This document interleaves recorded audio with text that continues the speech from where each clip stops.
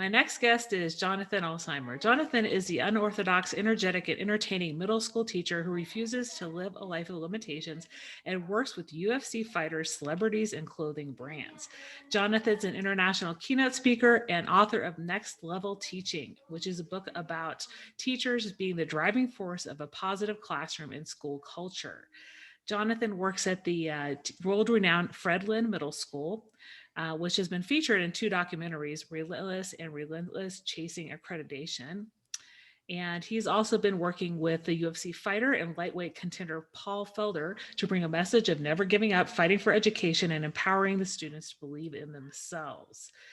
Jonathan always lives by this quote: game changing is not a cliche motto, it is a way of life. Some talk about it while others live by it. Welcome to the podcast, Jonathan. Hey, I'm excited to be here. Let's go. And I always say this, so I better say it again.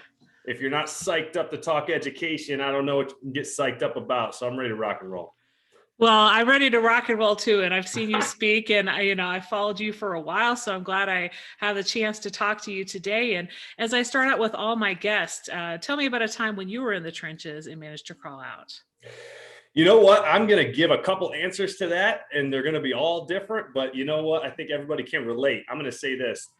Being in the trenches, I'm going to say a couple things. Number one, the first time I ever walked into a classroom. Wow. Mm-hmm. Talk about that. Everybody gets out of like their college degree and they're like, yeah, I got it. This is great. This is going to be easy. I'm going to change everybody's mind on education. It's going to be the best job and there's going to be no stress. And then when you hit that first day, you're like, whoa, why did I even go to school for 4 years? Or 6, I had to go to, I had to get a master's, So I was like, why did I even do that? It didn't prepare me at all. So, for that, it was just like, trying to climb to the top, just try to get a breath of fresh air, so to speak, and figure out what I was doing. My goodness. So there's that. And I think everybody can relate to that story. Everybody has their own, their first time in a classroom, first year in a classroom. I also say that was my best professional development I ever had in my life. The other thing is, I would say this pandemic, one thing that most people don't know about me is that, they follow me on social media or whatever, but they don't realize I'm still a teacher. I'm still doing this. I'm an author, keynote speaker, all that jazz, whatever. But my main focus and my main thing is classroom teacher, So all of a sudden, the pandemic hits, bam, for everybody, me included, right there, you're in a whole different world. No one was prepared for that. No college course ever prepared us for that. There was no professional development in the planet that could prepare you for what was coming. And it all hit us at the same time. And so we're all kind of doing this kind of, almost afloat together, trying to figure this out together. And I think, I don't care who you are, whether you've been teaching 50 years or 0 years, we're all on year one right now. You know what I mean? So I would say that for sure. And just the ability of, learning new platforms and having the mindset of, growth mindset. I'm just going to try and get better, a little bit better every single day, get my classroom a little bit better every single day, try to be better for the kids, all that good stuff, and building relationships and student engagement, which we're going to talk about, of course, but that right there, 100%. Yeah. And, everybody's evolved over the past year since everything was shut down so quickly and learned a lot. And, I went right to the free PD, right, when everything shut down. A lot of it, I watched what Corin had, and I was engaged in some book clubs, but, also reading all the articles that people on Twitter shared, and just using everything I could grab from different areas. And so right now at Fred Lynn, you guys are about to transition into hybrid after going remote. Has it been remote the whole school year 2021? Yeah, so sort of. So to answer your question, I work at Fred Lynn Middle School. So for us, middle school kids in the county I work at, we just started. Actually, 6th grade started today. Okay. And then 7th and 8th grade goes back next week. But the county, we've been back since we've had younger kids back, since the fall.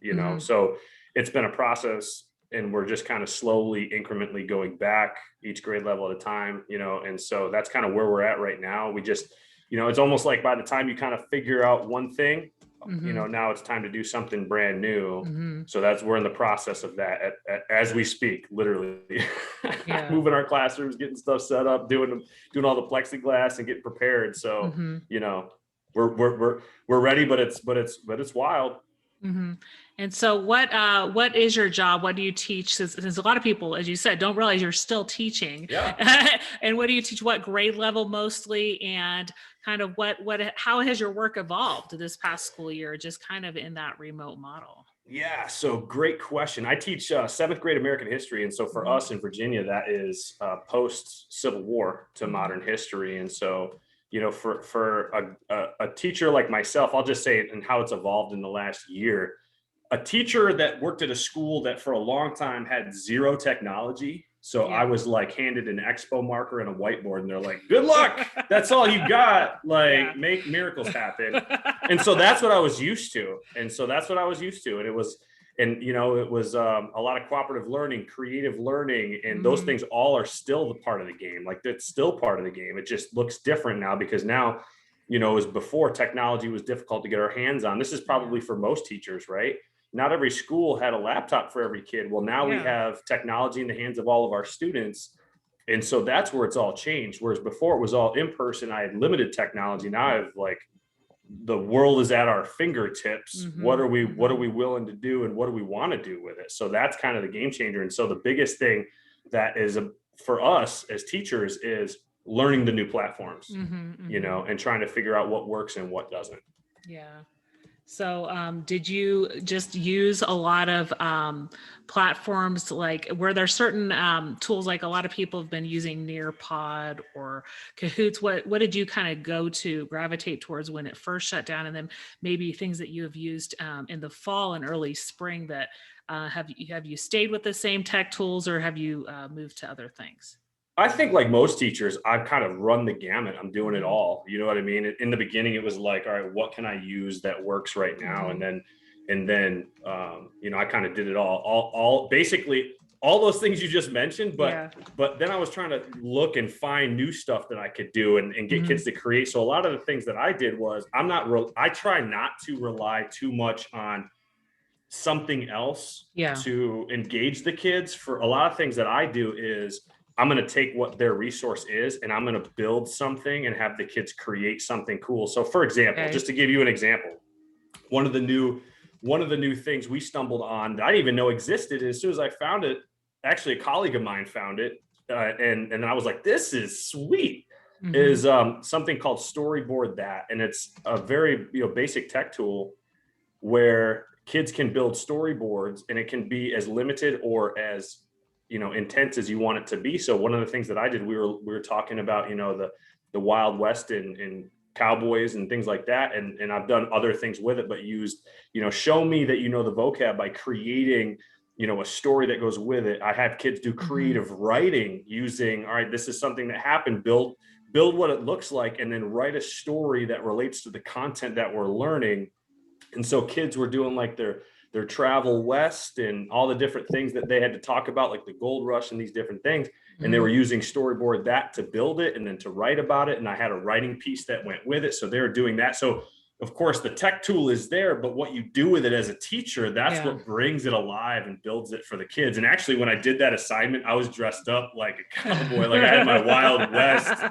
I legit, like I had my Wild West coat on, my hat on, like I was dressed to the nines, man. And it was Yeah. through a Zoom screen. Like I actually told the kids, I was like, we're talking about the frontier and stuff. And I was outside, it was like 36 degrees. I was freezing. And they're in their like comfy, whatever, their comfy homes, like they're hanging out. And they're like, Mr. A, what are you doing? It's like 30 degrees out. And I'm like, hey, this is what history was like. So I'm gonna Yeah. bear it. By the time I went inside, I was freezing. But it was a fun assignment to do, and I continue to use things like that. And of course, other platforms where you can play games and get kids thinking critically about the content, but creating anything that gets kids hmm to create. I love it. hmm And after they finished those storyboards, and did they present the storyboards and kind of do a narration of them? And Oh no, I didn't have them do any presenting. Now, if we were in class, they Mhm. would. But one of Yeah. the things that my kids, you're talking about middle school kids, Yeah. virtual learning, beginning of the school year, it was back in like October or November, Uh-huh. and so you got kids that are like, I don't want to speak out. Like kids Yeah. struggle with that. So for that assignment, no, but do they? Yes, they do. Of course, Uh-huh. they do. Yeah, yeah.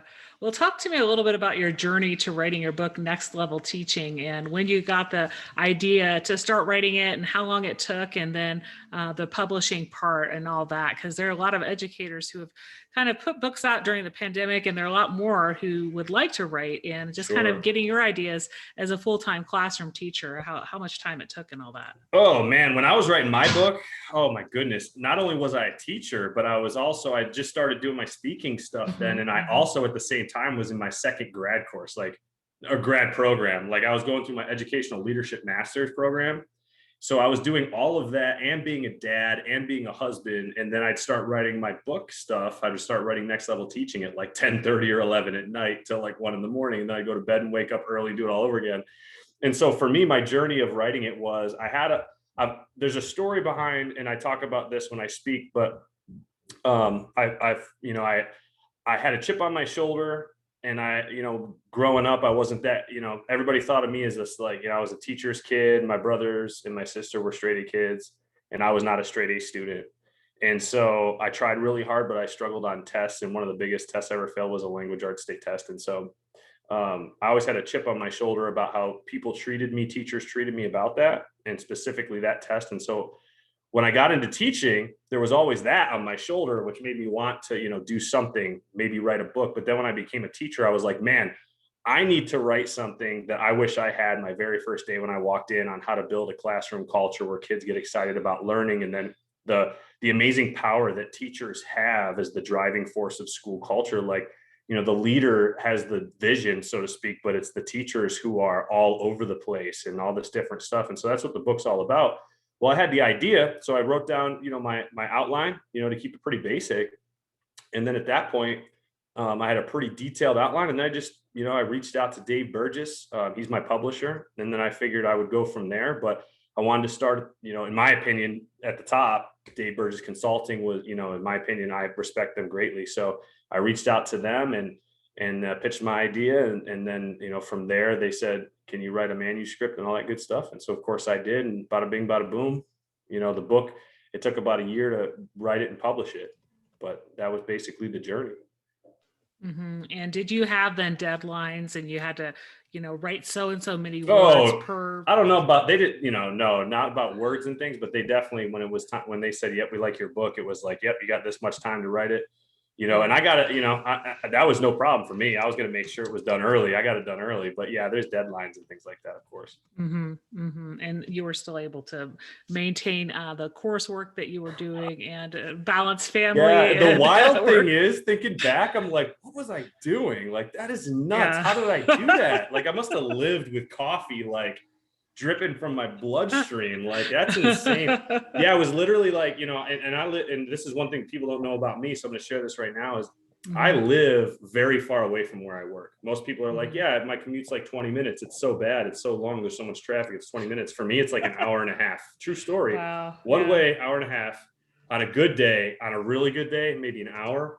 And I commute, and I commute in with my wife, and she's a teacher too. And so hour and a half one way, hour and a half back. So we have to get up real early. Yeah. So I'm waking up at 4:30. I'm going to bed at midnight or 1, all that stuff. But, when you have the passion for something, for teaching, it's going to happen. For writing a book, it's going to happen. You can't, and it's got to be authentic and real. It can't be something that you're like, I really, I'm just going to write a book. I'm just going to write a book. I'm just going to sit down and write. Like, it's got to be something that is true to you, and you have a passion for what you're writing about.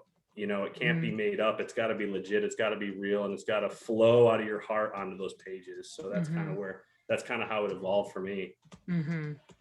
Yeah, and that's the thing. Like, when you have something to share, when you have something that you want other educators to be able to use and use as that tool, right? Kind of a guide to creating a classroom culture, then that's something, as you said, it flows out. It's something that maybe you talked to colleagues about in prior years, but you had all these ideas in your head and they just came out on paper, right? So Great. I wanted to talk to you about some cool things that you've been doing this past year, just besides the tech tools we talked about, but maybe just in relation to connecting with your students, right? If they're mostly online and, getting students engaged. That's been a key part of a lot of educators' ponderings this year, like getting students engaged, especially at the middle school level, because you have those kids who are outgoing, like my son. He's done both remote and in person, and he'll turn on the camera, and he'll unmute himself and participate, but there's a lot of kids that don't. So what have you been Right. your thoughts in?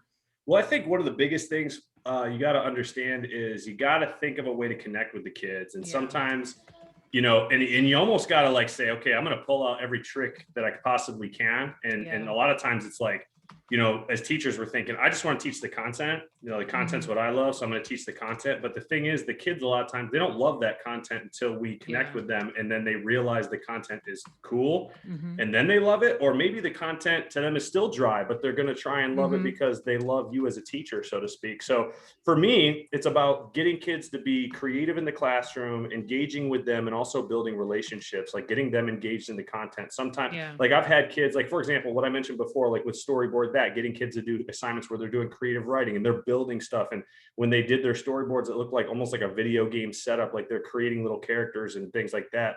So that was fun. I had another assignment where I had kids act like they were reporters and using Flipgrid, and they were reporting live from the streets, like like back in the day during this scenario. And they're like a news reporter. If the news existed then, like what would it look like? What would you say about the content? So they were like acting, and I had them like, I was like, if you want to dress up, dress up. I've had kids, we did a thing where I created videos on iMovie where I had kids where I pretended like, hey, we're going to go back in time and there's this evil organization trying to change the course of human history. And we have to like figure out where they're going to be and dissect text and look for secret codes. And all of a sudden I'm like, it's like a video game and a movie, and they're like getting into it, but it's basic. Think of it like basic education, but I've created a scene where they think they're in a secret agent mindset. And I had kids create a video for that too, and they had like their glasses on. I'd some kids like rolling on the floor, pretending like they're getting like trying to hide. And I was like, this is awesome. Like, this is what it's all about. And the other thing too is like, that's going to connect with some kids, but some kids still aren't going to get jazzed about that. So how do you connect and build relationships with them and their families? And so one other thing that I use a platform called Class Tag, and you can connect with families. And one thing that you can do is, I think as educators, oftentimes we're almost afraid to contact families and get families involved in what's going on and what we're learning. But a lot of times with some students, like that's the best way to connect with them, because now their parents are paying attention to what they're learning. And if their parents are paying attention, the kid is going to pay maybe attention a little bit more. It's going to motivate them. And also building relationships in sometimes odd but unique way. For example, I tell Mr. A's joke of the day, and it's always a silly joke. And the funny thing is I have an 8-year-old and an almost 4-year-old, and I get jokes from them because I'm not a joke teller, and they're just the most like silly jokes that are like for little kids. And I'm like, all right, Mr. A's bad joke of the day, let's go. Here we go. Here it is. All right, here we go. And it's funny because it was like the one I said today was, and this is an example, like this is silly. It was, why did the banana go to the doctor? Because it wasn't peeling well. And I let the kids like guess what that is. And they're like, and the funny thing is in the beginning, they're like, oh, Mr. Alsheimer, no, the bad jokes. But the funny thing is, I said, you're going to your little brother or sister and you're telling them these jokes later in the day. And they hit me in the chat and they're like, yeah, Mr. Alsheimer, actually, I totally did that. And it's just building a relationship. And I was talking with, in the same breath, talking about their interests, like getting them to smile and laugh when I open class every day, gets them to open up. And then they're engaged in conversation, they're engaged in the content. Even if their screen's not on, it doesn't matter. If they're engaging with me, that's learning. They're thinking about stuff. I can't control what's around them, and sometimes neither can they. Maybe it's hectic. Maybe their 3-year-old brother's running behind them and they don't want people to see that. Fine. But by having them smile a little bit, having them laugh, like right now, I think that's a big thing that people are missing. Like, the world is insane right now with the pandemic. Like, let's get our kids to smile. And likewise, like I was talking to a kid about their interests. Like, talk to your kids about their interests. When I kickstart class, I'm not like, all right, let's talk American history on your mark, set, go. I start class sometimes with a story, something silly, something whatever. And I was talking about video games. And a lot of my kids love video games. And the next thing I know, I have a kid who hasn't completed it. This is true story. This is happening now. True story. Kid who hasn't completed an assignment all year, has a screen off all year, turns his screen on. This was like a month ago, and then starts to complete every single assignment I give him, and then went back and did all his missed work because I was talking about video games and online gaming. Like, that is what we do as teachers. It's finding every possible scenario where you can bring a love of education out of a kid. And if they don't love the content, but they love you, they're going to do it. Yeah, and I've experienced that as well. And I'm mostly just an administrator, but I've done some tutoring off and on some of the languages that I've taught in the past. And there's been a couple kids who won't turn on their screen, but I kind of resonate with a student who also was talking about Yeah. video games, and I just let him kind of go off and tell me about his favorite characters. And I was teaching him German, and he was kind of making comparisons to Japanese and the Japanese Yeah. characters in the video games, and just like, hey, and then you got that connection. Like, the kid, you'll hear the laugh through the Yes. through the screen, right? Even though you don't see the It's kid, right? so And powerful. And today, like, this will make you laugh. Like, today, I have a lot of students who speak Spanish. And so like at the end of class, I was like pretending like I was fluent in Spanish. And I was like pretending like I knew what I was saying. And they're like, Mr. Alsheimer, you know Spanish? sure. And they know I don't. And so I was like, yeah, quiz me. So they're asking me stuff and I'm looking it up on my phone while they're asking me. And I'm like, oh yeah, that means forest. And they're like, you got it. And I'm like, I know. And so we're just laughing and having fun. And we actually went over our time in class because they're just having fun with me. I mean, that's just how you connect with kids. And then of course, that connection, that relationship that you build with them kind of translates it into the classroom, and then virtual or in the classroom. And then when you're back in school, it translates into so much more, the hallways, the common areas, and all those things. So it's a powerful tool and it works. Yeah. And that, just the knowing the quirkiness of kids, at the middle school and some of the high school level, just, getting down to their level, right? Like, I don't know a ton about video games. Neither do I. But I'm willing to learn. I'm willing to learn, and I'm willing to sometimes make it up. Like, I'm like, yeah, like one of the things our kids used to love was Fortnite. And I was like, I played Fortnite 3 times to figure out how to play it so I could talk to them, and then I talked to them about it. You know what I mean? I don't like playing Fortnite, or there's certain video games. I'm a dad, like I don't have time for that, but I do have video games, so I'll play them enough to have a conversation with a kid. I'll talk about knitting. I don't even know how to knit. We had an after-school knitting program, and I talk about that when I speak. Like, what are you bringing to the table? If it's knitting that's going to connect with a kid, all right, teach me how to knit. I don't know how to knit. Knit me a blanket for my kids. Like, and all of a sudden, kids were psyched about that. And then, of course, they work harder for you because of those moments. Yeah. That's a good point, right?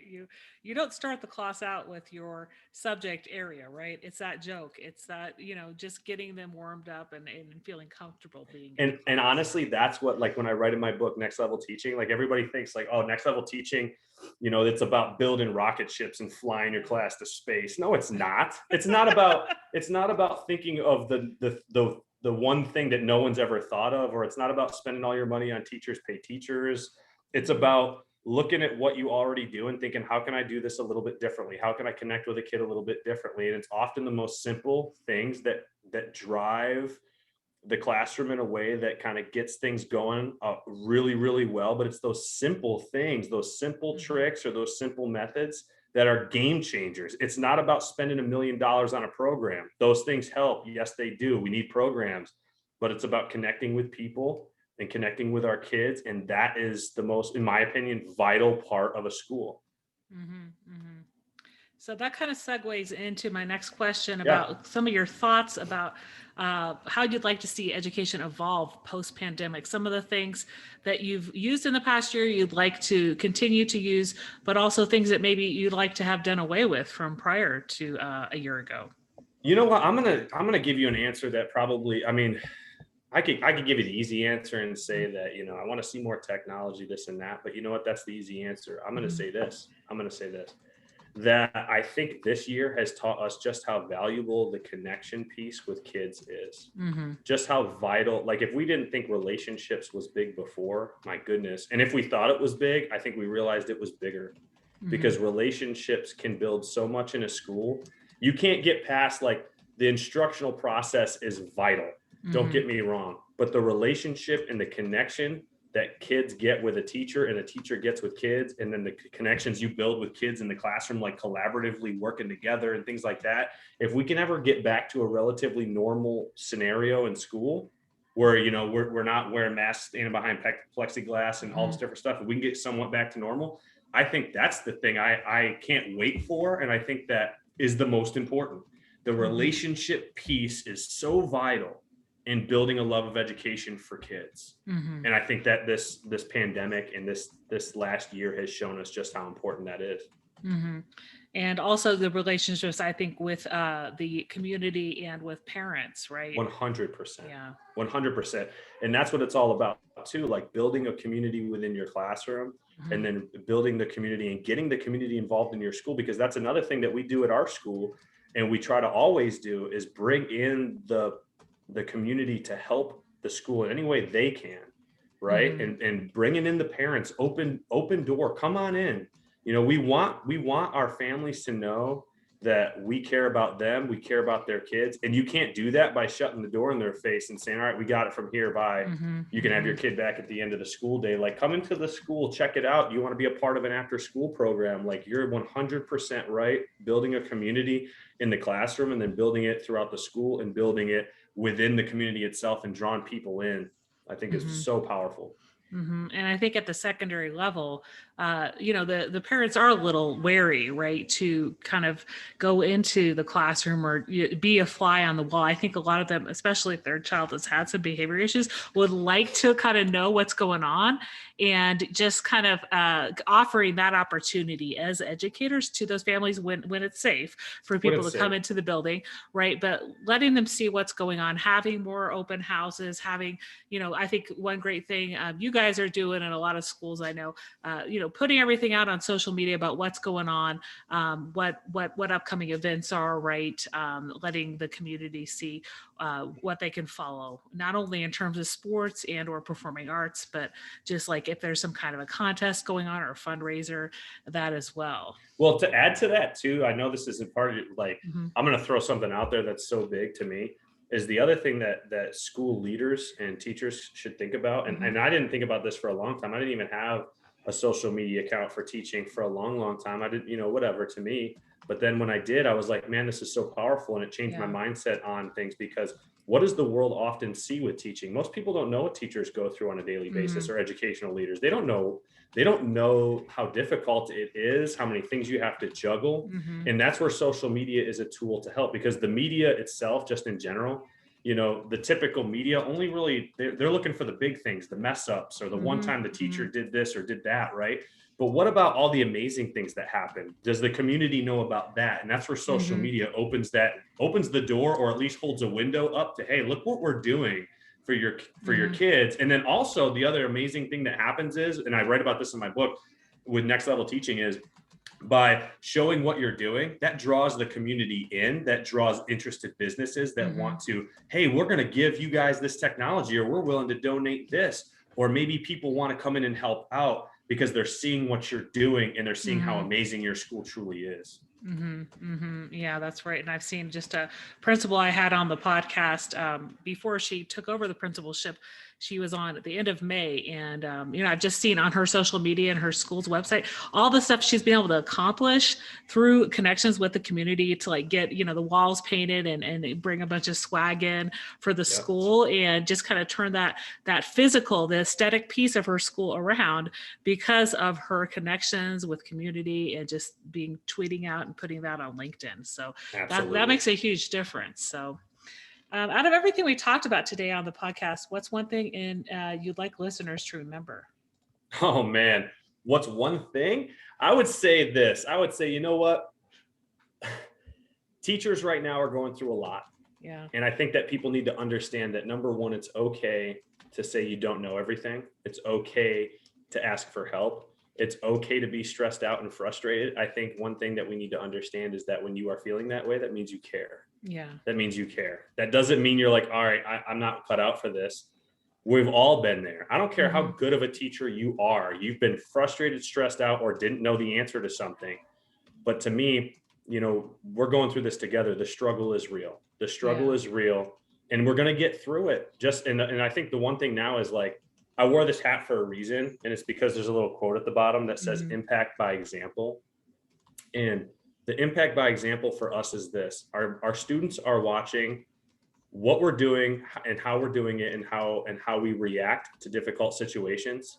And I think if anything, our impact by example is huge here, because Mhm. we often talk to kids about overcoming obstacles and trying to figure things out. And when life gets tough, or when academics is hard, or when a class is difficult, well, now we're living what we've been saying for years, Mhm. and they Mhm. get to see it. So how do we respond? And it's okay to say, hey man, I don't know the answer, because we tell our students it's okay to say, I don't know the answer. It's okay to ask for help. We want you to do that. So as Yeah. teachers, we need to do that as well. And I think our example will show through so big with our kids right now. I think that's the biggest thing I want people to take away from our conversation. Mhm.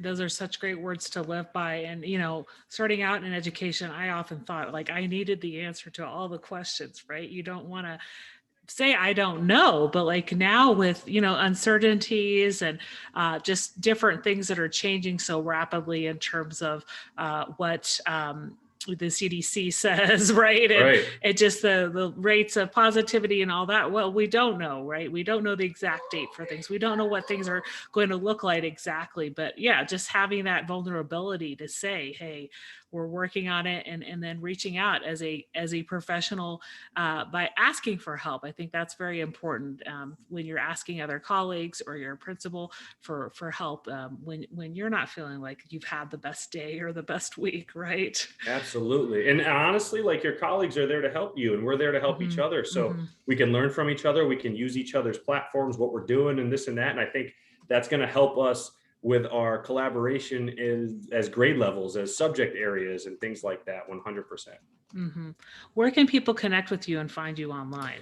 Oh, it's so easy. At Mr. Alsheimer on Instagram and Twitter. I keep it easy. I keep it simple. Feel free to reach out. Feel free to connect. I love to connect with educators all the Well, it's been great having you on the Out of the Trenches podcast today. Have a great time. rest of Thank your you. day. Hey, thank you very much.